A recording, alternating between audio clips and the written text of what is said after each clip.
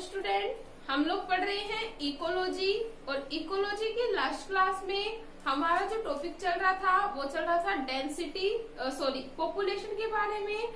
और पॉपुलेशन हम लोगों ने बता दिया था कि जो पॉपुलेशन होती है वो क्या होती है, किसी निश्चित क्षेत्र में एक ही जाति के पाए जाने वाले जीवों के समूह को या एक ही जाति के जीवों की संख्या को क्या कहा जा रहा है, पॉपुलेशन। मतलब the group of individual of same species in a particular area is known as population. हम लोगों ने बता दिया था जो पॉपुलेशन की कैरेक्टरिस्टिक्स है उसके बारे में।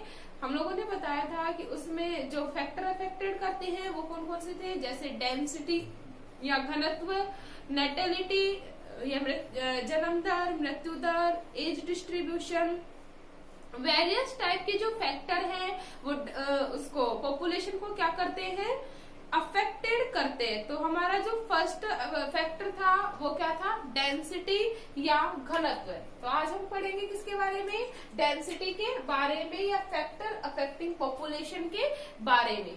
तो जो टॉपिक है अपना वो क्या है, डेंसिटी या हिंदी में बोलते हैं घनत्व, जिससे डिनोट किया जाता है डी के द्वारा। तो सबसे पहले हम लोग जान लेते हैं व्हाट इज डेंसिटी या व्हाट इज घनत्व।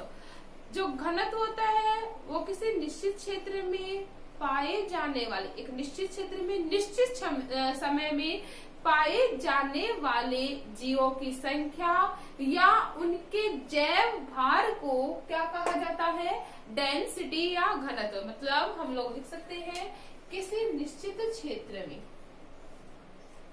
किसी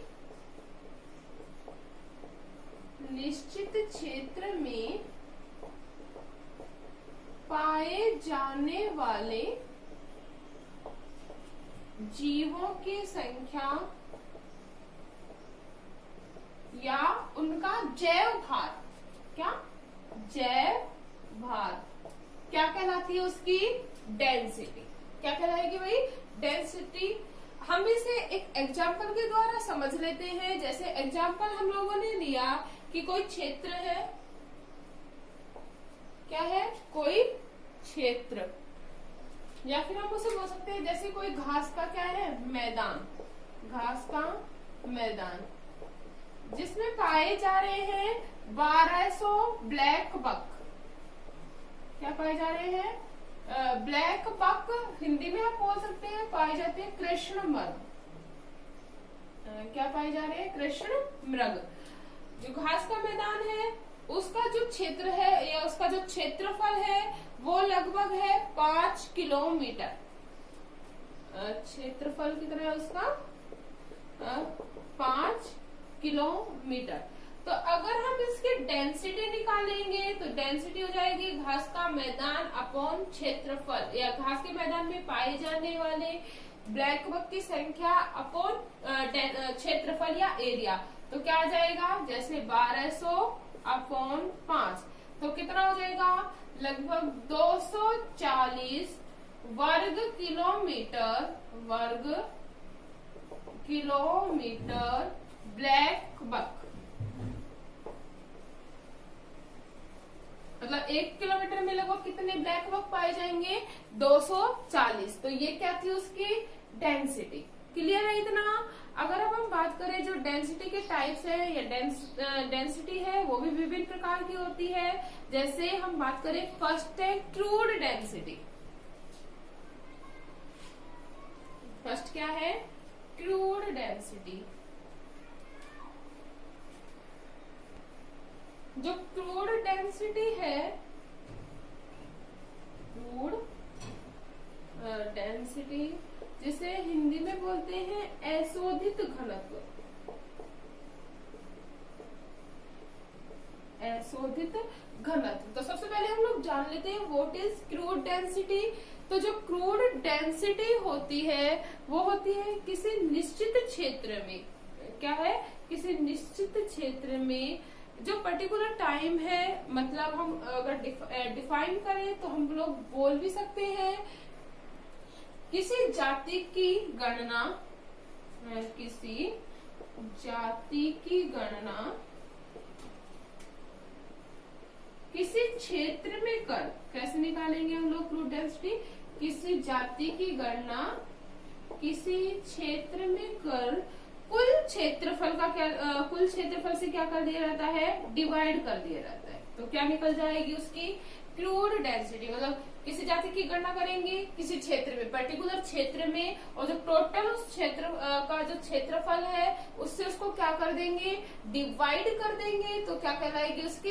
क्रूड डेंसिटी। अगर हम एग्जाम्पल की बात करें तो एग्जाम्पल ले लेते हैं कि जैसे कोई एरिया है, उस एरिया में जो सांभर है, सांभर हिरण की जो संख्या है, कोई एक अभ्यारण्य है। क्या है? अभ्यारण्य। अभ्यारण्य का जो टोटल क्षेत्रफल है वो लगभग है 800 किलोमीटर। कितना है? 800 किलोमीटर, जिसमें जो सांभर हिरण है, क्या है? सांभर हिरण है, उनकी जो संख्या है वो लगभग है 160। कितनी है? 160 है। तो लगभग 1 किलोमीटर में अगर, या फिर हम बोले अगर 100 वर्ग किलोमीटर में, जो 100 वर्ग किलोमीटर में जो सांभर हिरण की जो संख्या होगी वो लगभग होगी 20 सांभर प्रति 100 वर्ग किलोमीटर। 20 सांभर प्रति 100 वर्ग किलोमीटर। तो ये इसकी क्या है? Crude density. कैसे निकाली हम लोगों ने? जो जाति है, किसी जाति की गणना कितने बताए? 160। किसी क्षेत्र में, जो पर्टिकुलर क्षेत्र है उसके बारे में बताया, कितने में? 100 वर्ग किलोमीटर में कितने पाए जा रहे हैं? लगभग 20। जो टोटल एरिया है वो कितना है हमारा? 800। तो इस प्रकार जो 20 सांभर होंगे प्रति 100 वर्ग किलोमीटर में पाए जाएंगे। ये इसकी क्या होगी? Crude density. इतना क्लियर है? नेक्स्ट अगर हम बात करें इकोलॉजिकल डेंसिटी की या पारिस्थितिकी घनत्व, सेकंड क्या है? इकोलॉजिकल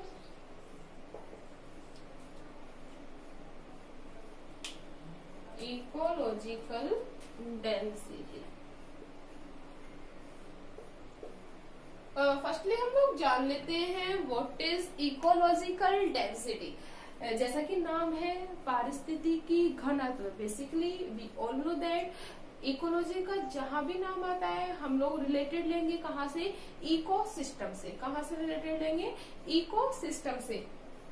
तो अगर हम बात करें इकोसिस्टम क्या होता है कि रेसिप्रोकल रिलेशनशिप बिटवीन एनवायरनमेंट और ऑर्गेनिज्म, मतलब जीवों और वातावरण के बीच के पारस्परिक संबंध को ये क्या कहा जाता है? इकोसिस्टम या पारिस्थितिकी तंत्र कहा जाता है। तो इकोलॉजिकल जो डेंसिटी होगी वो किससे रिलेटेड होगी? इन्वायरमेंट से। वी ऑल नो दैट कि जो अलग अलग एनवायरमेंट होता है उसमें अलग अलग प्रकार के क्या पाए जाते हैं? जीव। जीवों में इन्वायरमेंट के अकॉर्डिंग क्या पाई जाती है? अडेप्टेशन का गुण पाया जाता है, जिससे वो अपनी लाइफ क्या कर सके? सरवाइव कर सके। तो इकोलॉजिकल डेंसिटी के बारे में अगर हम इन्हें डिफाइन करें तो क्या होगा? जीव की प्रकृति के अनुरूप, जीव की प्रकृति के अनुरूप उसके आवास में, किसमें? उसके आवास के अनुरूप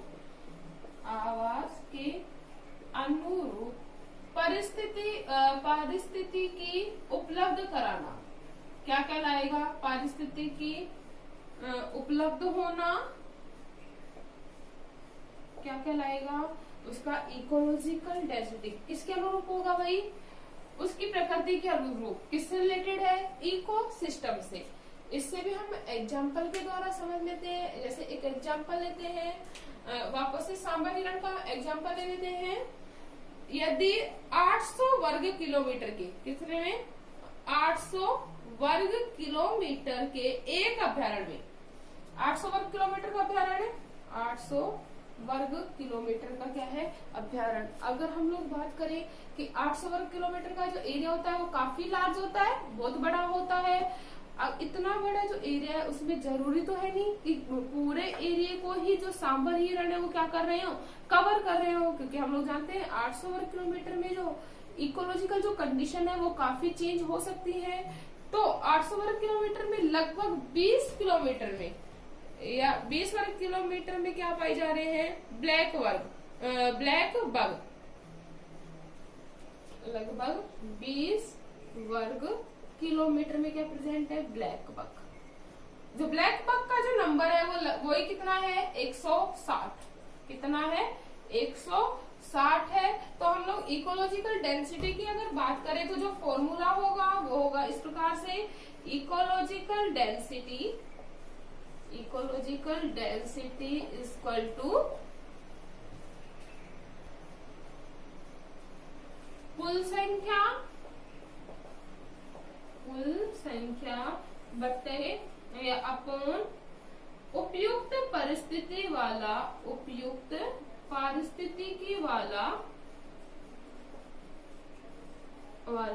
आवासीय क्षेत्र।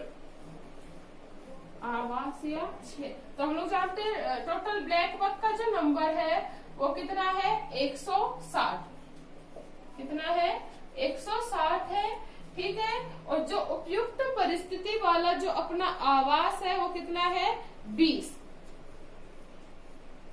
कितना है, 20। तो जो ब्लैक बग का जो नंबर होगा वो 8 ब्लैक